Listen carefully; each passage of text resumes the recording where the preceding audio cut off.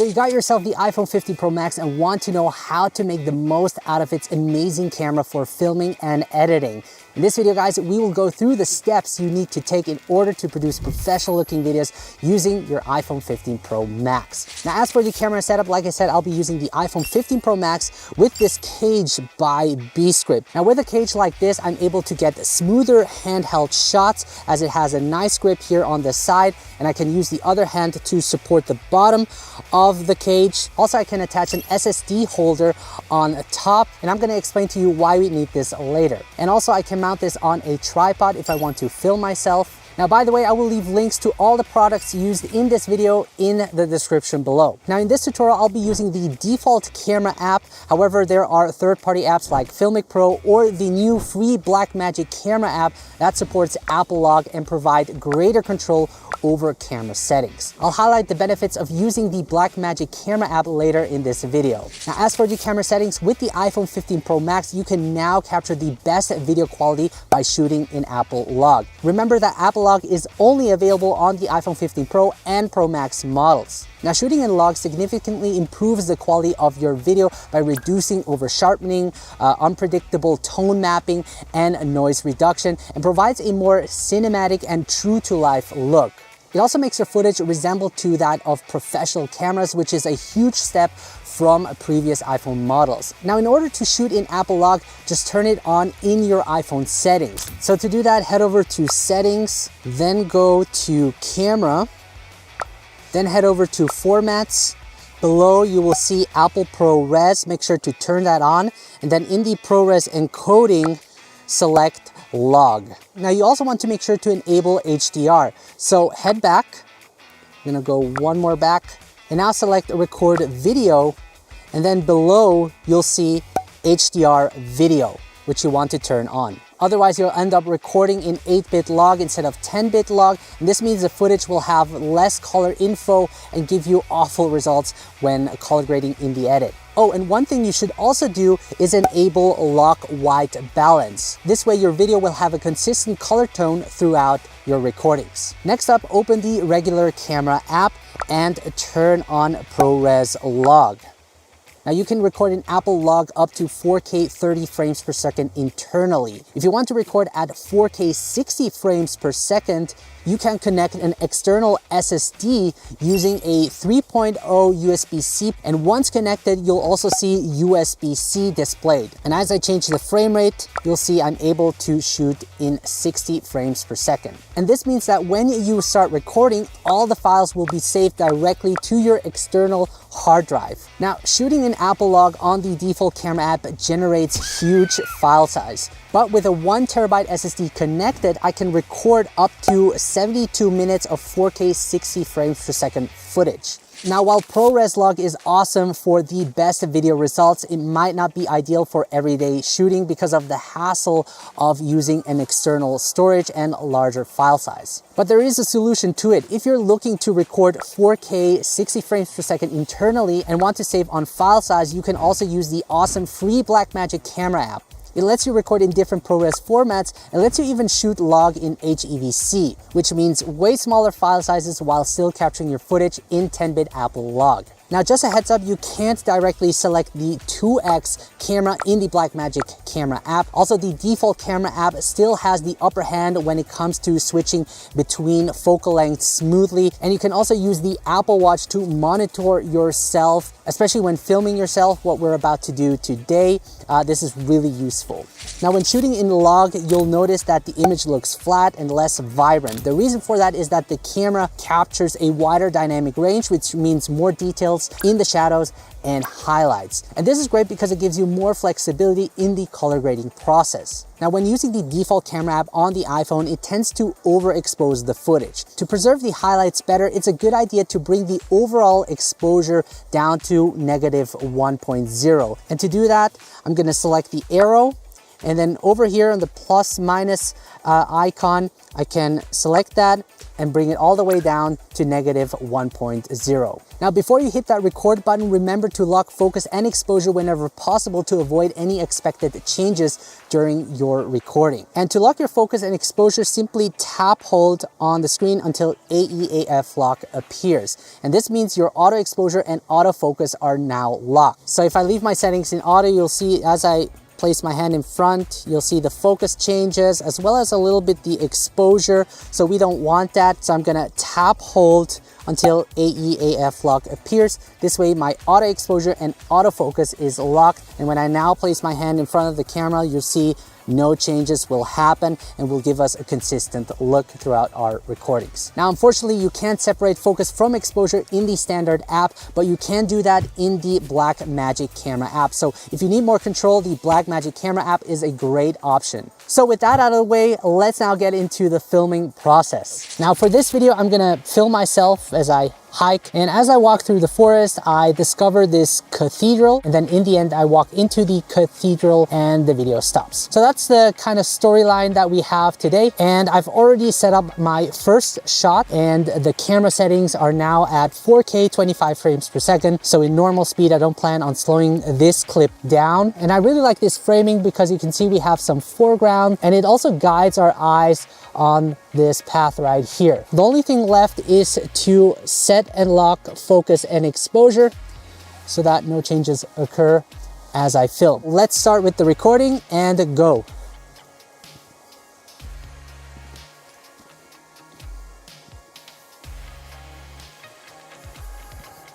Now remember to always check your shot first before you move on. Otherwise, you will have to set it up again or come back to the location just because you forgot to press record, for example.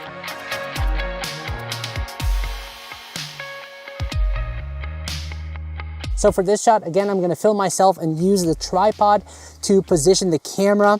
And this time I'm gonna set focus on this tree, which is also going to create an interesting video as I walk along this path. And this time I'm gonna capture myself from behind. So sometimes people are walking by, you just have to be a little bit patient, and action.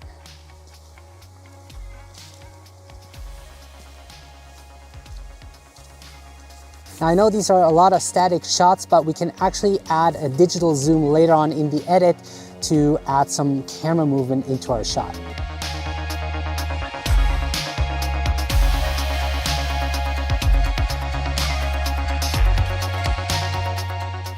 So next up is gonna be a handheld shot. I'm gonna film myself walking, and this is gonna look really nice, especially with the clothes that I have. We have red and blue and then brown shoes, so some nice contrast. We also have these colorful leaves lying on the floor, so this should look really nice. I'm gonna film this in 4K 25 frames per second. And again, I'm gonna set and lock focus on my shoes and start. And make sure to walk in the same speed as in the previous shot, otherwise it will not match.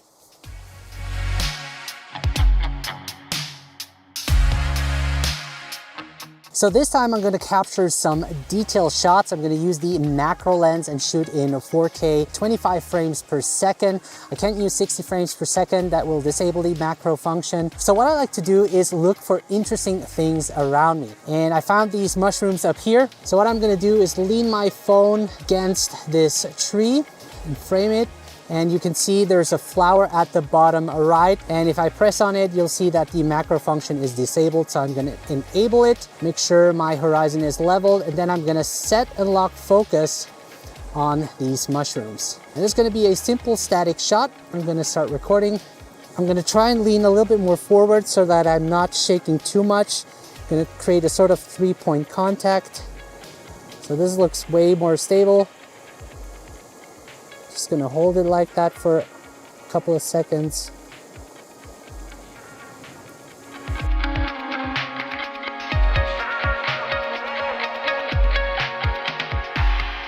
So as for my next shot, I'm gonna use the ultra wide angle lens to capture a shot of all of these trees. I think this looks really nice, and I'm gonna create a slide shot just to add some movement in it, and I'm gonna shoot this in 60 frames per second. And I'm gonna tap hold to lock the focus and exposure. Gonna frame it this way. This one we have some nice foreground and action.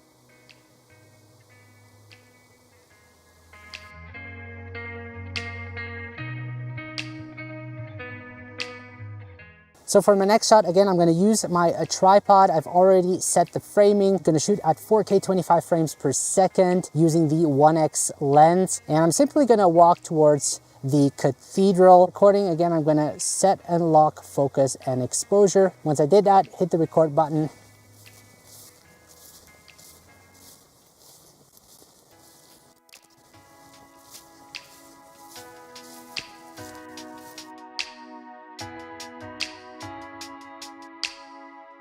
So next I'm gonna get a shot of me walking up the stairs. What I really like about this shot is that we have symmetry, we have some nice leading lines that guide the viewer's eyes towards the center. And again, I'm gonna set and lock focus and then hit the record button.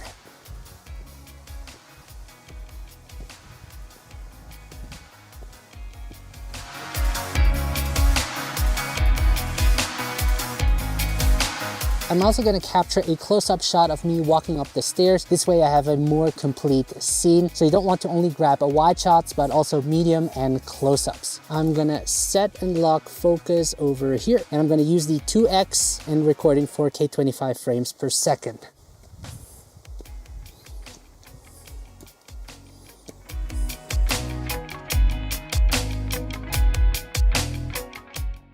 The next thing I'm gonna do is create a push-in shot using the ultra-wide angle lens. I'm gonna shoot it in 60 frames per second, and I'm gonna set and lock focus. And while I push forward, I'm gonna walk in a constant, steady speed and action. And I always make sure the horizon is leveled.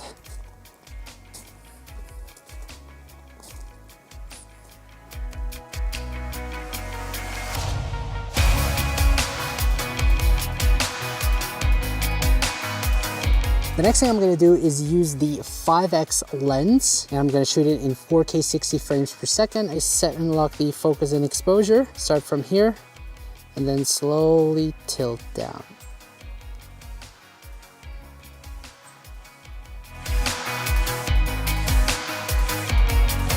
What I also notice is that we have sun peeking behind the leaves. This way we can introduce a little bit of sun flare into our shot.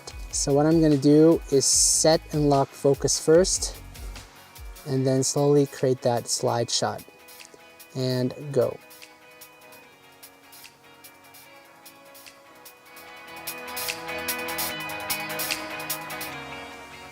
Unfortunately, the battery died on the DJI mic during this part of the video, so I'll just give you a voiceover to explain what I did for this last take.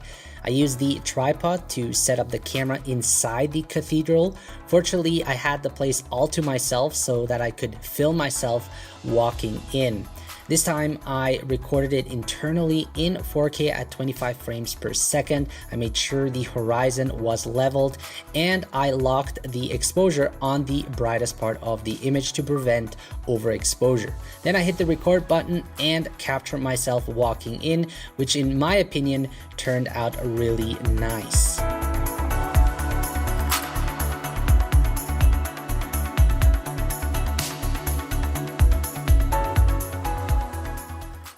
All right, so I'm now back at home. Let's now check out how I've edited the video and give you a breakdown of the editing process. Now I use Final Cut Pro as my go-to editing software. So let me first play back the video with the editing timeline so you can see how the clips have been edited together.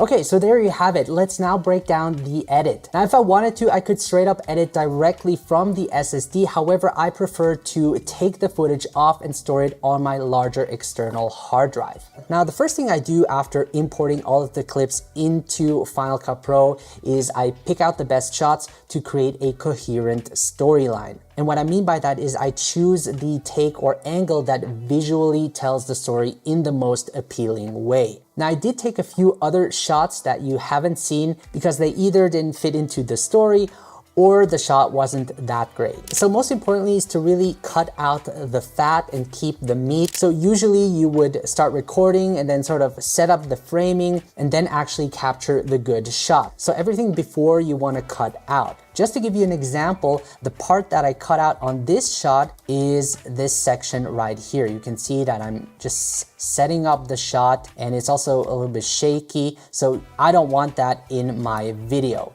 So I cut it out and really keep the best part, which is this shot right here, this smooth slide shot. Now, after that, I usually start searching for the perfect music. And that's where our sponsor for today's video, Artlist, comes in. And music and sound effects are important in any video as they help convey emotions and set the tone for your story. Now, if I would play the video back without any music and sound effects, it just feels lifeless. But by adding the right music and sound effects, you can create a more immersive experience for your viewers. And Artlist makes it incredibly easy to find the perfect tracks. Now, all the music and sound effects that you heard in this video are from Artlist, and I've been using their platform for years now. They have a wide range of royalty-free music and sound effects with unlimited downloads that you can use in any video project. Artlist also has an easy to search function where you can browse different categories and choose the mood, video theme, genre, and instrument for your music. Now, for the short video Forest Serenity, I wanted the mood to be uplifting and the genre to be cinematic. So by narrowing down my search, I found a soundtrack within just a few minutes. I can also find similar songs and see the waveforms to better understand the pace and flow of the music. Now, when searching for sound effects, many beginners don't know where to start. So here's a simple formula to remember. It's called the AAA formula: atmosphere, action, and accents. Again, Artlist provides different categories in the sound effects section to help you find the proper sound effect for your video. So to do that, I first create the right atmosphere by adding a sound like wind blowing, river flowing, or birds chirping. Now, these background sounds indicated in teal on my timeline bring your location to life. Next is the action, shown in red, where I include sound effects for important moments in the video. This could be footsteps, a closing door, or the sound of a church bell. Things you would expect to hear. Now, in some of my shots, I actually used some sounds that I recorded through my iPhone. Then as the third step, I add accents, which are indicated in orange. These are whooshes, risers, and hits to emphasize key moments. They don't have to be realistic, but they create tension. And once you have layered various sound effects, you get something like this.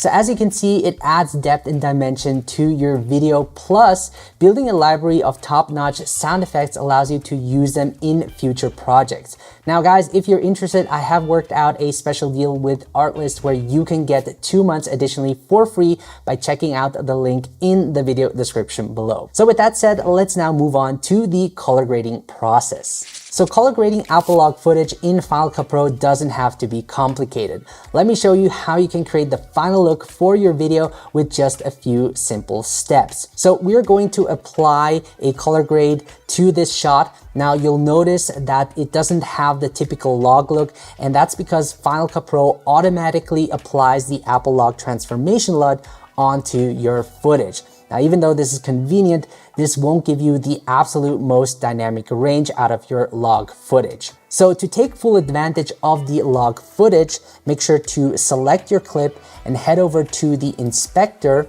and then head over to basic and change that to general.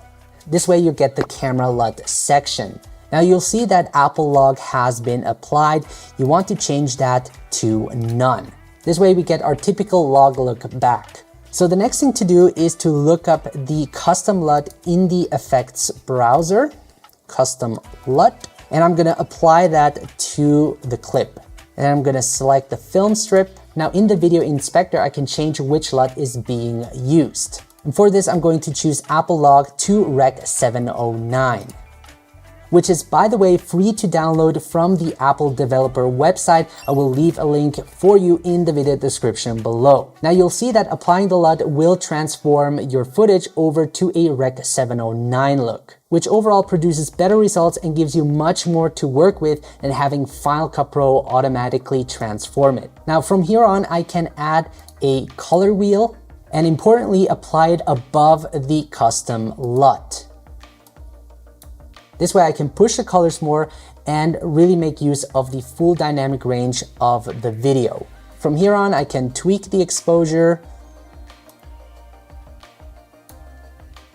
maybe reduce some of the saturation, adjust a bit of the white balance. Now in most cases, I only have to do minor tweaks, and the iPhone 15 Pro Max does a great job and not much needs to be changed. Now, once you're happy with the results, I can add a second custom LUT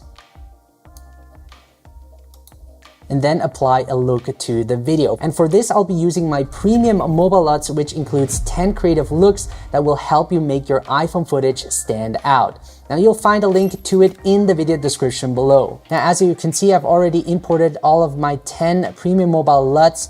And my favorite one for this is the Golden Touch, which works really great for this clip. But there are other LUTs as well, such as Frozen Forest, which looks really moody and cold. Or let's try out Hearthstone. Now this might be a little bit too intense, so I can also reduce the intensity if I want to. And you'll see the before and after look, which looks nice. But I'm gonna stick with the Golden Touch and increase it all the way to 100%. And you can see the before and after. Now you could take this color grading further and add more advanced adjustments. I actually have tutorials where I go more in depth on the color grading process, which I will also leave a link below. Now to save time from having to do that for every clip, I can save this grade as a preset by selecting Save Effects Preset. And I make sure all the effects are selected, and then I can choose a name for it. I'll call it Apple Log Final Look. And from here on, I can save it to a category, which I created a new one called Custom Color, and save it. So when I now look up Apple Log, you'll see it's over here, and I can simply apply it to this Apple Log clip, and it will apply those saved color effects to that clip. So next up, let's look at some of the effects I applied to the clips that can help make your videos more engaging. So at the beginning, I added a fade in transition, and you can see I've applied a title, and this title is from Motion VFX called M-Title Cinematic 2. I use them in a lot of my videos because the default titles inside Final Cut Pro are quite cheesy. And when I play this clip back, you'll also notice a handheld effect applied to this shot. And this is actually a built-in plugin inside Final Cut Pro, which is over here, which adds that handheld look to your video. And because this is a static shot, I added a digital zoom in. So when I open up the transform tool, make it smaller, you can see that it slowly zooms in combination with the handheld effect, which I think looks nice. I also applied the zoom in effect on this second clip over here, which you can see. And this is really easy to do, especially when you're filming yourself, to add camera movement to your static shots. So to do that, I'm simply gonna reset this quickly. I'm gonna set a keyframe at the beginning of the clip and then move the cursor all the way to the end, go 1 frame back, and then simply drag it like so. And when I play it back, we now have this automated zoom in.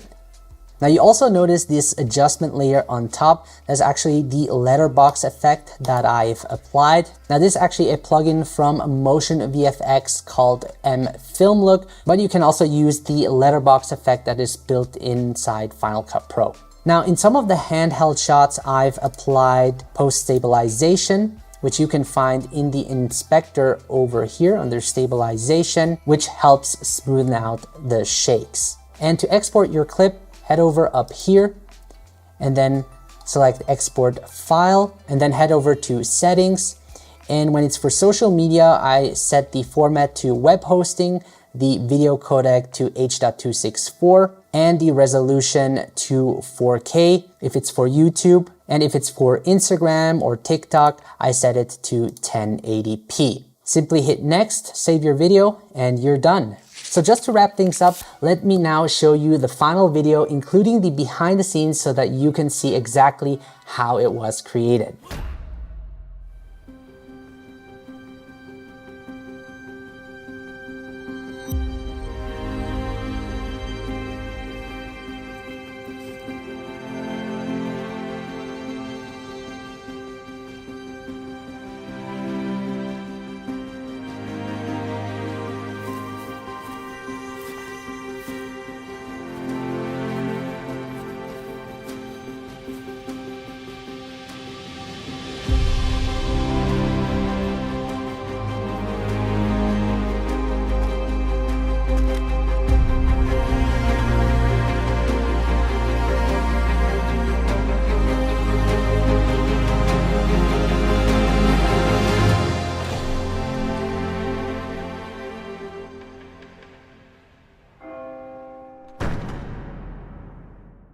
Congratulations if you made it to the end of this video. I know it was a lot to cover, but hopefully you found some valuable tips and tricks to help take your mobile videos to the next level. Now, the iPhone 15 Pro Max is a significant upgrade with the introduction of Apple Log, perfect for content creators looking to capture the best quality possible.